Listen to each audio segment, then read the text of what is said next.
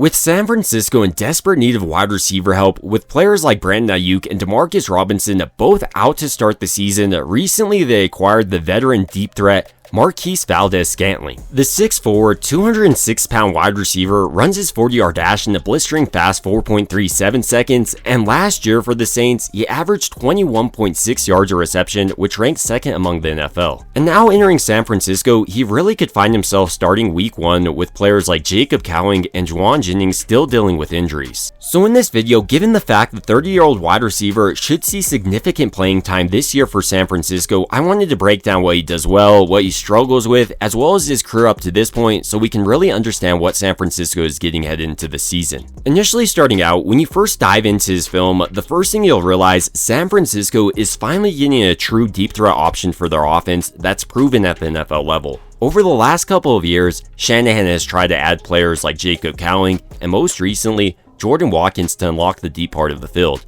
Marquez Valdes-Scantling is excellent at doing this. And my favorite part about him, he's not just running straight up the field, only using his 40-yard time to beat defensive backs. Rather, he does a great job with his routes, setting up less athletic defensive backs. Here going against the Commanders, for instance, they're running zone coverage while Marquez Valdes-Scantling is running a post pattern. But he doesn't immediately just go to his post, but first on this play, right here, you can see him almost faking out like he's running a fade or potential corner pattern.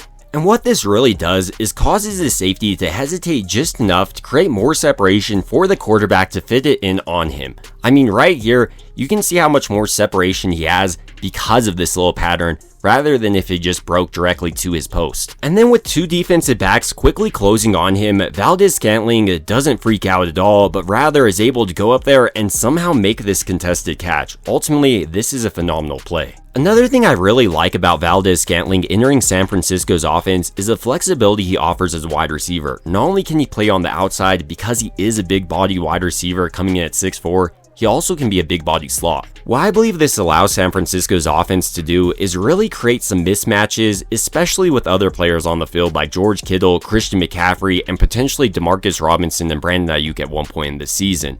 To really highlight this point, on this play, he's in the slot position running a seam pattern. Meanwhile, the Lions on this play are running zone defense, meaning a linebacker is going to have to cover a 6'4" wide receiver that runs his 40-yard dash in 4.37 seconds. And unsurprisingly, he's not able to get far enough back, and Marquez Valdes-Scantling once again does an excellent job with this catch. And while mainly so far I've been focusing on Marquez Valdes-Scantling's ability to absolutely destroy zone coverages, when you put a man on him, he better be extremely fast and not jump on any of the moves Marquez Valdes-Scantling makes, or he's going to be gone for a touchdown. To really illustrate this point, on this play, the Titans are manned up on Valdes-Scantling, and here he's running a post corner, meaning he's faking hard inwards towards the post before breaking out on this corner. And right here on this play, Valdes-Scantling does an excellent job of selling this inwards breaking route, so much so this defensive back tries to keep up with him, but because of his change of direction, he can't. And by that point, the quarterback is already targeting him, and I love how he's able to track down these deep balls. It's one of his more underappreciated parts of his game, but right here, he's able to track it down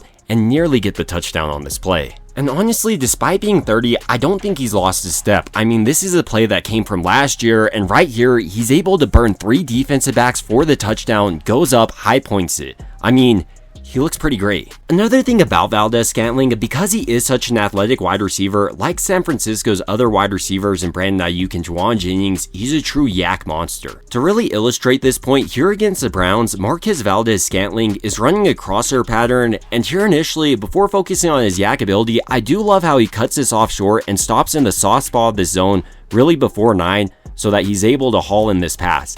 And then once he does bring in this pass, immediately he's turning up the field, and you can see how quickly he's able to get to his top end speed. But he doesn't stop there, as he also is able to show off his understanding of angles, using this wide receiver's block to really beat this defensive back on this play for the touchdown. Another part of his game I really like are his short routes. I know a lot of people just see him as a deep threat option, but for San Francisco, I do think he'll have to be a complete player. Here against the Buccaneers, for instance, he does a nice job of creating separation with this little curl route, and then even with this defensive back trying to get in his face and jump this pattern, he's able to moss him, and I love how he's always looking to break tackles. To further highlight this point, on this play, he's running a slant pattern, but like we've seen in the past, he's not just going to run straight into the slant, but he's going to set it up. First, he fakes like he's going outside, uses a hand swipe, and then here, He does an excellent job of pressing his body into this DB, really giving an indicator he's going to be breaking that direction. And as soon as Valdes-Scantling sees he opens up his hips, he shoots the other direction, it creates a ton of separation, and here, pay attention to how he's able to go outside of his frame to pluck this ball out there. And maybe the most impressive part about this play is he knows he's going to be absolutely drilled by a player going over the middle in this fashion. But nevertheless, he's playing fearlessly. Outside of his ability as a wide receiver, equally as important for Kyle Shanahan's offense in my opinion is his ability to block opposing teams' players, and he shows a willingness to do it. Here against the Green Bay Packers in the preseason, for instance, he's staying engaged with this defensive back this entire play all the way until his running back is actually running into his back. In a similar way on this play, bunched up on the line of scrimmage, Valdes-Scantling shows how aggressive he is as a blocker, and I think if he is able to carry this over to Kyle Shanahan's system, he should see plenty of playing time. Even with all these positives to his game though, there are some clear weaknesses, with the most notable in my opinion being his age. He is 30 and dealt with injuries last year, so that may be something San Francisco has to deal with moving forward, and they can't really afford that. There's also times on his tape where he's over-reliant on his 4.37 speed to beat defensive backs, and if you're facing a good defensive back, you won't be able to beat them just on speed alone. They'll press you and disrupt your route. The final aspect of his film I do have question marks about is his inconsistency in his pass catching. Sometimes he'll try to turn up the field before actually securing the catch, resulting in a drop. So headed to San Francisco, he does need to clean that up. But overall, when I'm looking at him as a player for San Francisco, I do think he'll be a great rotational piece throughout the year, and initially probably will start. But to truly understand the player that Marquez Valdes-Scantling is, I did want to break down his career up to this point so we can fully understand him as a player. When we were first introduced to him, for instance, he was playing his ball at Lakewood High School, and as a senior, he had 50 receptions for 800 yards and was ranked as a 3-star recruit according to 24/7 Sports. And he had offers from the likes of North Carolina State, USF, Cincinnati, Houston, and Toledo, with him ultimately deciding to enroll at North Carolina State. And from 2013 to 2014, he amassed over 500 receiving yards and a touchdown, but then decided to enter the transfer portal for the 2016 season and recommitted to USF.